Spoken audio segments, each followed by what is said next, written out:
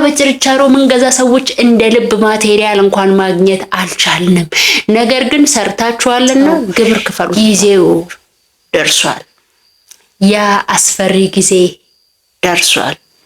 ከዚህ በኋላ ገንዘባችሁ ዋጋ አጥቶ የምትንገዳገዱበት አስፈሪ ጊዜ ላይ ናት። እንደኛ ከትንሽ የተነሱ ስታርታፕ የሆኑ ቢዝነሶችን የሚያንገዳግድ፣ የሚጥል፣ የሚሰብር እንዲሁም ብሎ በትልቅ ካፒታል ይንቀሳቀሱ የነበሩ ሰዎችን በሙሉ ከገበያ ውጪ የሚያደርግ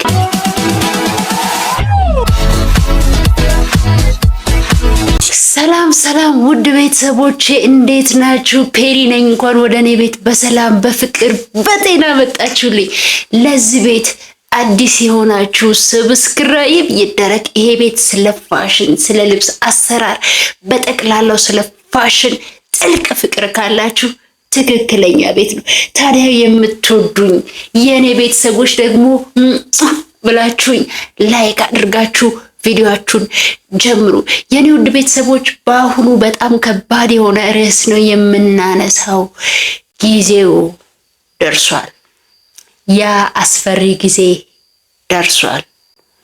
ህይወት የበለጠ የምታታግልበት ጊዜ ደርሷል። ተኝተን ሰበብ አብዝተን የምናልፍበት ጊዜ አልፏል። በየጊዜው ህግ በህግ ላይ፣ ስርዓት በስርዓት ላይ በየጊዜው እንደ አሸን እየፈላ በተለይ ደግሞ እንደኛ ከትንሽ የተነሱ ስታርታፕ የሆኑ ቢዝነሶችን የሚያንገዳግድ፣ የሚጥል፣ የሚሰብር እንዲሁም ብሎ በትልቅ ካፒታል ይንቀሳቀሱ የነበሩ ሰዎችን በሙሉ ከገበያ ውጪ የሚያደርግ ሲስተም ነው እየተዘረጋ ያለው። በድሮ በሬ አሁን ላይ ማረስ አይቻልም። ጊዜው ጠንክሮ ተጠግርሮ የመስራት ሳይሆን ስማርት ሆኖ በብልሃት ጠንክሮ የመስራት ጊዜ ነው።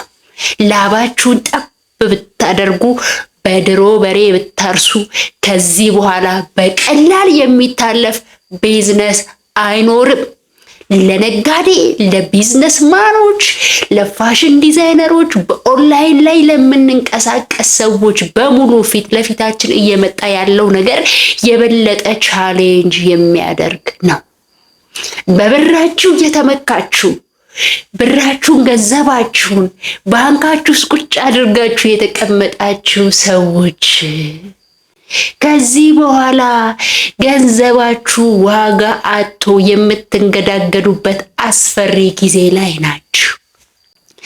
ራሳችሁን አፕዴት እያደረጋችሁ ወይ እናንተ ስማርት ሆናችሁ ጊዜው የሚፈልገውን እንደ ጊዜው፣ እንደ ህጉ፣ እንደ ሀገሪቷ ሁኔታ፣ እንደ ሀገሪቷ የሲስተም አሰራር የራሳችሁን መንገድ ካልቀየሳችሁ ወይ ገንዘባችሁ እነዛን ስማርት ሰዎች ገዝቶ ቀጥሮ ማሰራት ካልቻላችሁ ጊዜው በጣም ከብዷል።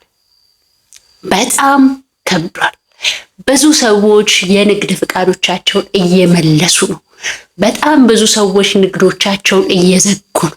የዛኑ ያህል ደግሞ ስማርት የሆኑና አጋጣሚውን ተጠቅመው ራሳቸውን ለማስፈንጠር ዝግጅታቸውን እየጨረሱ ማይንዳቸውን በደንብ አፕግሬድ አድርገው ዘመኑ የሚፈልገውን ጊዜው የሚፈልገውን ጊዜው የሚዋጀውን መንገድ ተጠቅመው እየተዘጋጁ ያሉ ሰዎች አሉ።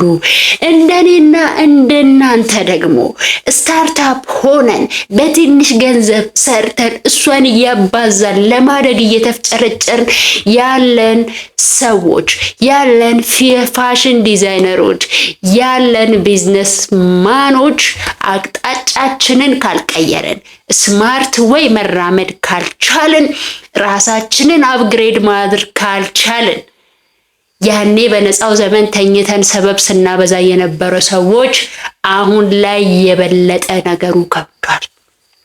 አሁን ላይ እንደውም በጣም ምቹ ነገሮች ተዘግተዋል። ኢቭን ዕቃ እየገባ አይደለም። ኢቭን ከመርካቶ ዕቃ እየተሸጠ አይደለም እንደልብ።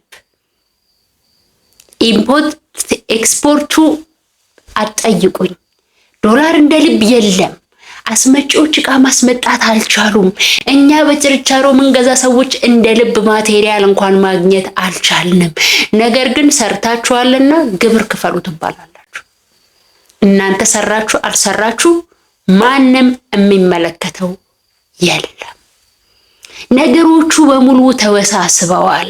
ስለዚህ በድሮ በሬ ማረሱን ትተን እንዴት አድርገን አቅጣጫችንን ስማርት ወይ እንጠቀም።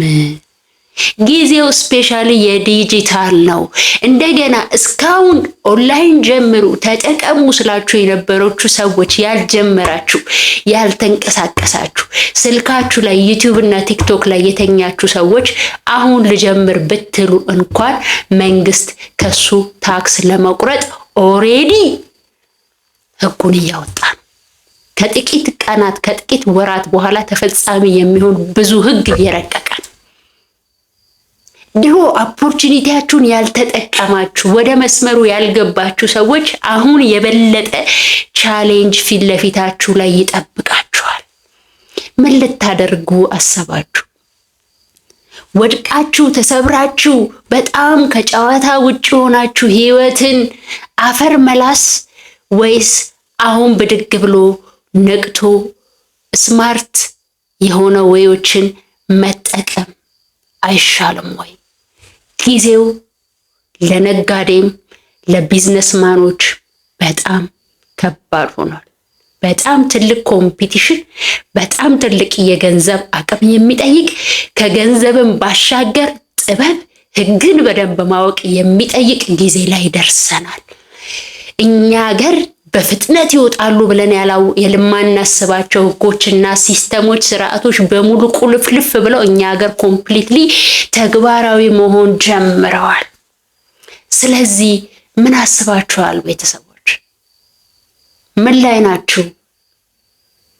አሁን የሰበብ ጊዜ ስላበቃ ራሳችሁን አጠንክራችሁ ራሳችሁን እያበቃችሁ ራሳችሁን እያስተማራችሁ ለማደግ ከምንም በላይ ቁርጠኛ መሆን ያለባችሁ ጊዜ አሁን ነው።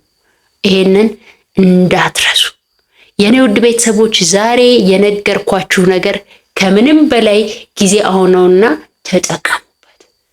የኔ ውድ ቤተሰቦች ለእናንተ ማልሆነው ነገር የለም። እኔ ራሴ እያየሁት እያስተዋልኩት ብዙዎችን ከገበያ ውጪ እያደረገ ያለ የተዘረጋ ያለው ሲስተም በጣም ከባድ ስለሆነ የስነ ልቦና፣ የገንዘብ፣ የአቅም እንዲሁም የእውቀት ዝግጅት እንድታደርጉ በአጽንኦት አሳስባችኋለሁ።